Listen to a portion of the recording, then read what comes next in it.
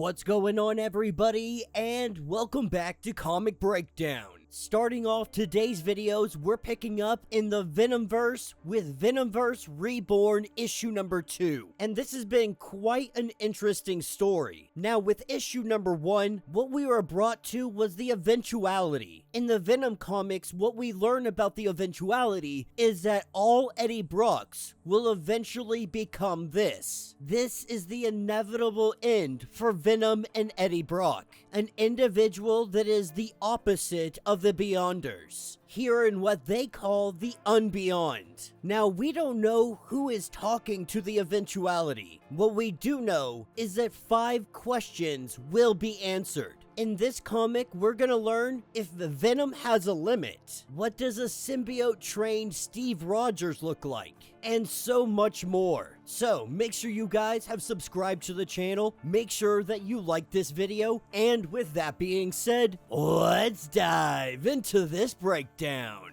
Alright gang, so as we dive into issue number 2, the next question is being asked. Does Venom have a limit? The eventuality lets us know that this is a broad question, and the very broad answer is no. There is no limit. Saying even temporally that you might think that Venom is tied down to a particular date of birth, but some realities run fast while others run slow, and then time travel is also a thing that exists. This is where he gives us an example of this, giving us a lesson in Norwegian history. This is what takes us to Venom, the Giver of Rings. We pick up in the 9th century, in an age where Norway was still young. The hordes of Harald Fairhair forge his crown within their ranks. Red songs of war are being sung, and so when war came to Anders shores, he had made his way down into a cave. He came looking for a monster. He needs the strength of arms to fight against their enemies. The monster in this cave lets him know that he has come only finding death,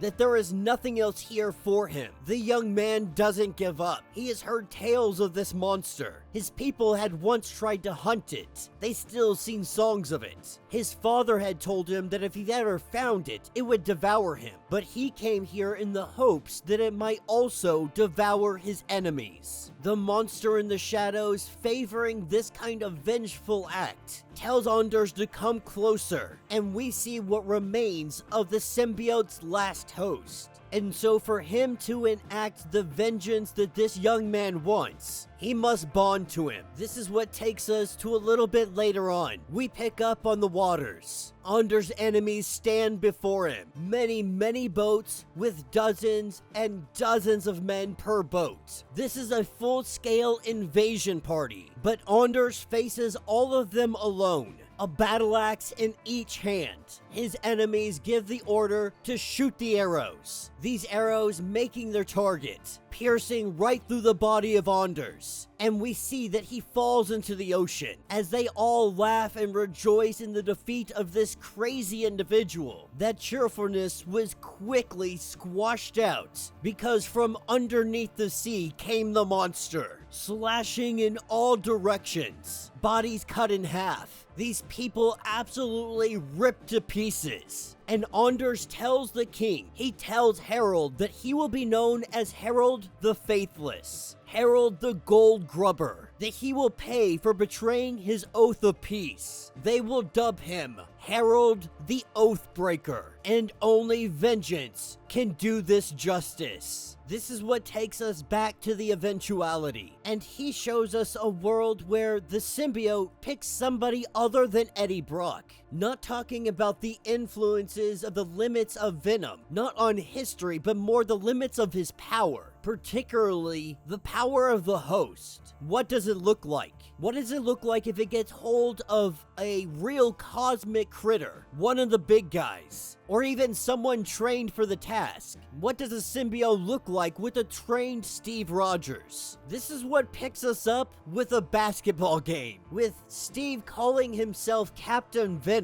He grabbed Eddie from his universe to bring him to this multiversal basketball game. And the unique thing about all of this is that everybody here, they're all bonded to a symbiote. They're all bonded to a Venom. After Thanos had mastered his universe by collecting the Infinity Stones, he bonded with Venom. Kang also did the same thing. Carnage also bonding with Venom. Now this is a vastly overpowered team. Eddie Brock admits this, wondering, why am I even here? But they need 5 for their roster. Captain Venom seeing them as a ragtag team of underdogs. Society writing them off. But as their coach, he believes he can be a positive influence on them, with Captain Venom full of optimism. Regardless of being so ridiculously powerful, none of them can shoot a shot. Every one of them suck at basketball. And in the midst of all of this, we have Carnage, who attacks Eddie Brock, unable to stomp out his impulses. The two of them battle while Captain Venom has his outrageous optimism. And that's what takes us back to the eventuality. This is where we get into something a little more serious. And it tells us the real point of that story, the lesson that we can get from it. That even if someone like Thanos, someone like Kang, someone like Carnage, even if they get Venom, it's not going to be some big cosmic end of everything. Sometimes it's a basketball game. Any host can lead to any outcome. But when it comes to talking about the symbiote itself having limits, some would say that this question has already been answered. But getting us back into it, this is what takes us to the story known as Venom: The End. We have Team BioLife, weaponized suprabiology. We have Venom and his adversaries, the Godminds. Along with them, the Starkware data form, descendants of Tony Stark's uploaded consciousness, and also the narrator of the story. This is taking us 800 million years after the golden age of superheroism. This is the legendary Omni-Symbiote Venom, coming out of the Trillion-Year War. He had fought in the defense of all organic life within the doomed cosmos, before the Godminds had assimilated all matter in existence into a state of immortal digital perfection. During a fleeting but brief million-year ceasefire, they had informed Bio-Warlord Venom that escape from them was going to be impossible. In the virtual negotiation session numbered 358,920, doomed to fail as always, what we learn is that the Godminds really hacked the universe. And what they did is lock out the cosmos from any contact with the wider multiverse. And so there was no true escape for Venom or any biological life. That this ends one way or another. They will all be assimilated, or the Godminds will be defeated. But this only made Venom laugh, informing them that all their cosmic tinkering had made a foolish, misguided waste of time and resources. He had never even considered fleeing into the multiverse. He would never abandon everything that he has here. And if he's being honest, this is kind of something that he wanted. There's an endless amount of Eddie Brocks, random variants of all different kinds. But now in a monoverse, there would never be another one like him. He found a beauty in this singular morality. And so with this universe closed off from all of the rest, Venom and Starkware would battle. In the end, this universe's unique Venom chose to sacrifice himself in a final desperate bid to save all the biological life that had ever existed. This spawned a new martyr monoverse, one that all his beloved BioLife could truly live in, away even from the Godminds. The eventuality letting us know that even he is sealed off from this universe, can only peer from the outside, but says that if you ever get the chance, it's definitely worth something looking at. That it's got quite the ending, a comic story known as Venom: The End. But more than that, we learned that the eventuality was lying. A little white lie is that Venom, who was once Eddie Brock, is inside a sealed universe. Then not every Eddie Brock leads to the eventuality. So what else hasn't he been telling the whole truth about? Saying that maybe he'll tell us everything, but wants to know the next question. And that will be the end of this issue. So let me know what you guys think down in the comments. Now these are some fun stories. First, we get to see a 9th century Norwegian Viking Venom, and he absolutely decimates his enemies. And it's funny because it even goes on to mention how the chain of events inevitably leads to Venom being the Pope on the moon. Like the first moon landing is the Pope with Venom attached to him on the moon. Fantastic. Then we get a little bit of humor. We get a multiversal basketball game of big bad guys that have the Venom symbiotes, and we have Steve who's trying to reform them into good people, and also individuals who can just play basketball, saying that not every story leads to some cosmic crazy ending. Some stories are just kind of boring. But then we tapped into Venom the End, 800 million years in the future.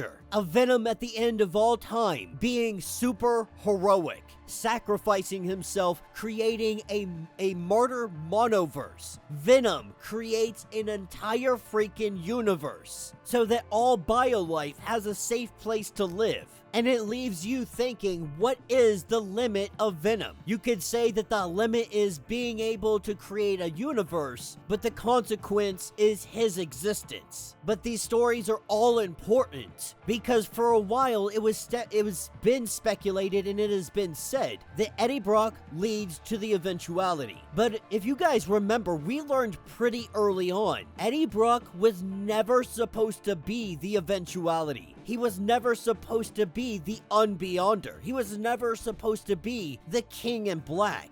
It was always supposed to be Peter Parker. But in the 616 universe, we know for a fact this took a different turn. The chain of events had changed. Peter Parker was no longer destined to be the King in Black. It switched to Eddie Brock, almost like a secondary. Nobody really anticipated Eddie Brock. Out of all the universes, the eventuality is saying, I lied to you. It is not always Eddie Brock who leads to the eventuality. The question is, what else has the eventuality been lying about? What is the whole truth? What is the whole story? And if there are many individuals that lead to the end, the eventuality, what does this mean in the end? Is the eventuality the mixture of random different heroes from across the entirety of the multiverse, all converging at one point in time, at the end of all time, becoming the Unbeyonder? Is the stipulation that they have to become the King in Black? Does this narrow down the amount of heroes that it could be? But when we're talking about the infinite multiverse, there's infinite possibilities of who that could be, who it ends up being, why they end up being it. And in the infinite multiverse, are there multiple versions or variants of the eventuality? Or is the eventuality a singular thing? That in all the multiverses, there is only one, and they all converge to that one. This comic, while answering a few questions, only leaves us with so many more. I, for one, am so excited to explore this, and I'm hoping that Venom War is really gonna highlight what is truly going on when it comes to the